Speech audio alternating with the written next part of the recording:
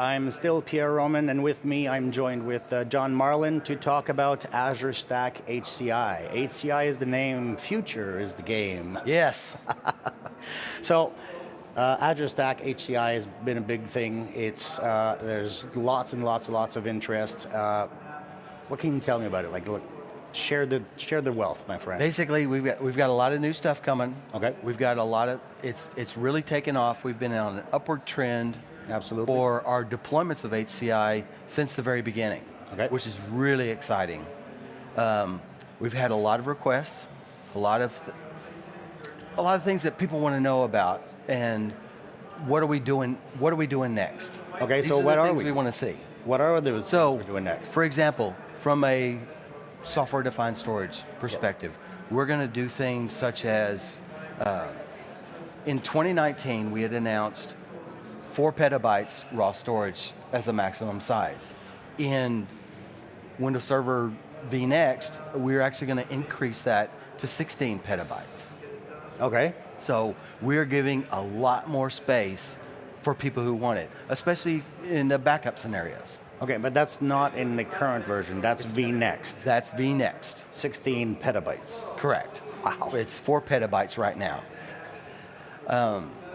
Some of the other things that we're looking at, repairs, disk go bad, reboot machines, because of the way we lay out extents, which is the data, we spread it out between all the nodes and all the disks in Azure Stack HCI. Mm-hmm. Well, when a node reboots, those local disks don't get updated. So when it comes back up, it has to do a repair. Well, when we do the repairs, in essence, it's copy the entire extent over, which is 256 meg or 1 gig in size. For vNext, we're actually making that a lot faster. We are no longer going to copy the entire extent. We're only going to do a portion of it. So we are going to significantly increase repair times. Okay. We're also going to show that in Windows Admin Center. We're going to show a percentage so you know at what point it is. Is it almost finished? Is it complete? Okay. So forth. So there's a question from the audience. So Corey wants to know is if he's got a server, Windows Server S2D cluster. Can he use also with S2D only with Azure Stack? S2D is, well, there's several different flavors, if you will. You've got Azure Stack, which is a Windows Server storage spaces direct, but it's a very set. It's this system with this design, and this is the way that you manage it. Okay. Okay. So it's a different beast. Exactly. Okay. So then you've got Azure Stack HCI, which is more.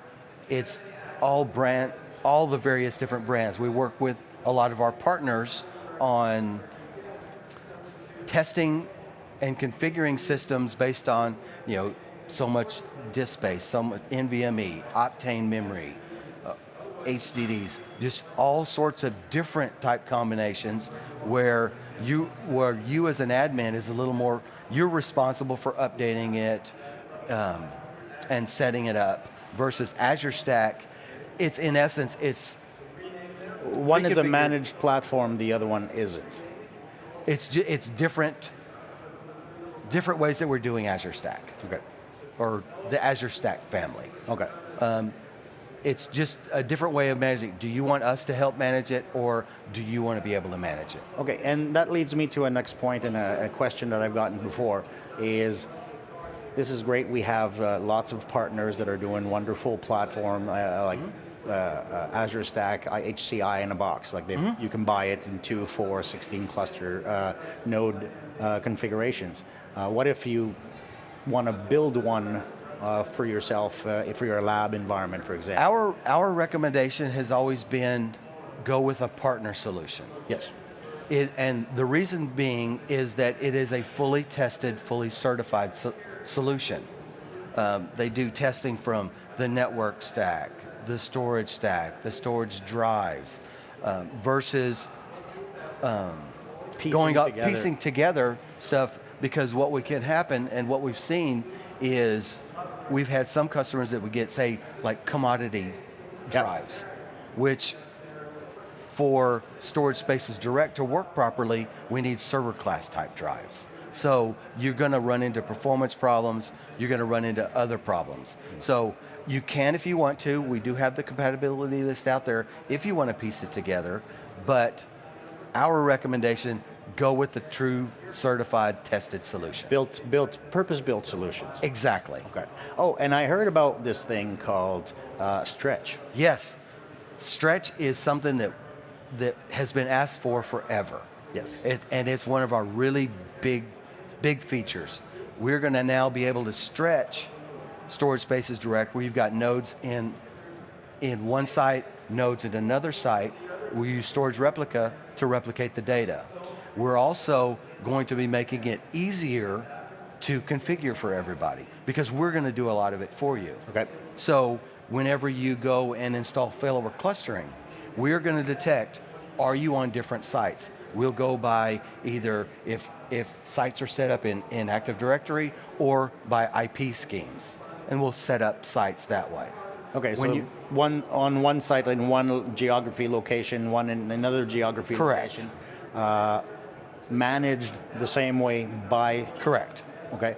Is there a performance issue? Like, is it active-active, active-passive? Like, the way that we're doing it, when you enable storage spaces direct, we're going to create pools. Basically, we'll pool all the drives together locally in each site, so that everything would remain on each site. So when you create disks, you create disks in this pool. They're on this site, and it's all local. Create them in this side, they're all local to here.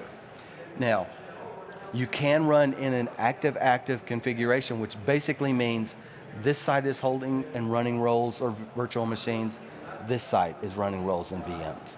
And we have the ability to, in case of a site failure, which can happen, disasters happen, we will automatically move everything from the site that failed over to the site that's still up and running.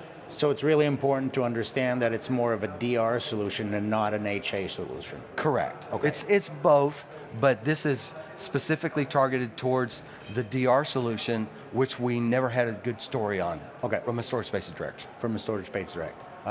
Is 2 location the maximum, or is there a limitation for that? Right now, we're saying we're going with 2, and we're also saying same number of nodes at each site, same number of disks, same type disks, same resiliency types at each.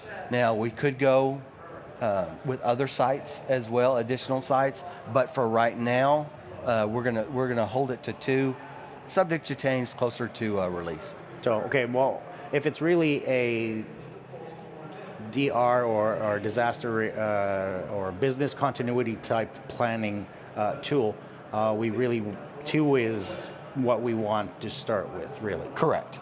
Okay. But there isn't the performance between the 2 is it latency based? Like, is it just dependent on the only dependency that we would have is we are using Storage Replica to replicate the data between the sites. Okay. Now, from a running perspective, everything is local, so there's not any problems. It's the replication that may be there. And for that, Storage Replica actually has a requirement of average 5 millisecond round trip times if you're using synchronous replication. If you're using asynchronous replication, then if you've got latency, you've got latency. Doesn't matter. Okay. And you touched on that a little bit earlier, but I want to elaborate. So the admin responsibilities for an Azure Stack, because that kind of, I've talked to a few people here today and in the past couple months, where Azure Stack and Azure Stack HCI is the confusion that Azure Stack is a managed platform, and so Azure Stack HCI is completely managed by the sysadmin. Correct. You will get with the vendors and our different partners to have the solution for you, and then you would be going and installing Windows, setting up clustering, setting up S2Ds, setting up all the drives, and then any patching that needs to be done will be patched by you. Okay, so patching, like exactly. Every normal operation in a data center, it remains. Exactly. Okay. Exactly. What tools do we have to manage the stack or Stack HCI? We've got various different things. We've still got the original failover cluster manager, which can do everything. And from a cluster perspective, even though we're in different sites, then we it thinks, in essence, everything is sitting right next to each other. Okay. Because it doesn't care if we're separated. I'm just going to this node. I'm bringing this resources up. I'm moving these resources to that node. So it's agnostic to that. We've also got a lot of stuff that we're doing with Windows Admin Center. Okay. Every month, Windows Admin Center's adding and adding and adding more stuff. We've got now, actually just got finished last week, we've actually built into Windows Admin Center, again, to make it easier for a customer, is we're setting up wizards where you can set up failover clustering. You can set up software-defined networking, which has been a little bit of a pain point for a lot of administrators. But you're basically walking through a wizard and setting up the complete solution, and takes the complexity out of it. We are trying to make everything easier for you. Okay, well that's perfect, because I do remember the old days of setting up clusters with like having to fill 30 pages worth of radio buttons and fields to fit in, and then if you got to the end and it didn't work, then you have to start all over again. But now you all through the Windows Admin Center and Correct. wizards, that's being simplified. Correct. You mentioned also earlier, and we have a question from Lauren, that the replication, is that similar to Hyper-V Replica? It's different from Hyper-V Replica. Okay, what's the difference? In Hyper-V Replica, you've got a virtual machine that's the disk for that virtual machine is being replicated to another location. Okay. Okay. Now, if something happens in the site where that VM is running, it is up to you to be able to go and bring that other VM up. So it's, in essence, you can automate it, but you have to control it. In Stretch clustering and Stretch HCI, it's all done automatically for you.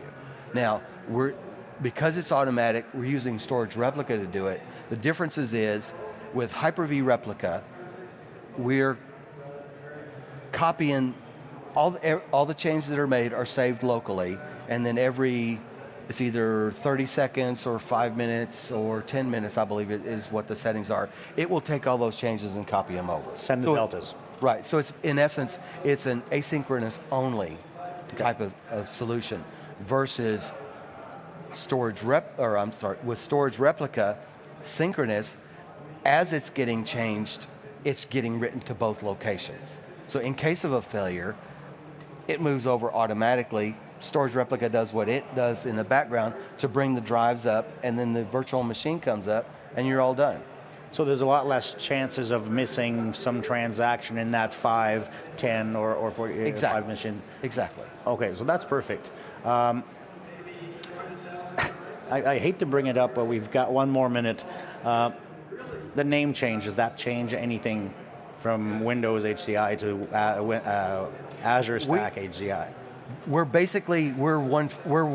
to be one family. One family. So we've got Azure Stack HCI, Azure Stack Hub, and I forget the other. Okay. The other Azure Stack Edge. Okay. And they're all basically different type systems. And you have a session about that this week. Yes, we have a session on Friday called Software-Defined Storage.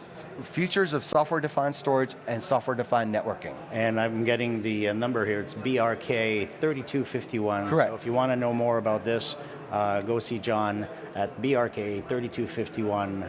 And thank you very much, thank you. John. Before we continue, we want to remind you that coming up tonight at 5 p.m., we have Mitra Azazirad, if I pronounce it properly, leading the Envisioning Tomorrow keynote. Tune in to see the breakthrough innovations through the eyes of the Microsoft leading edge thinkers. And now, let's check with our community reporter, Kyle Rosenthal. Take it away, Kyle. Hey everybody, and welcome.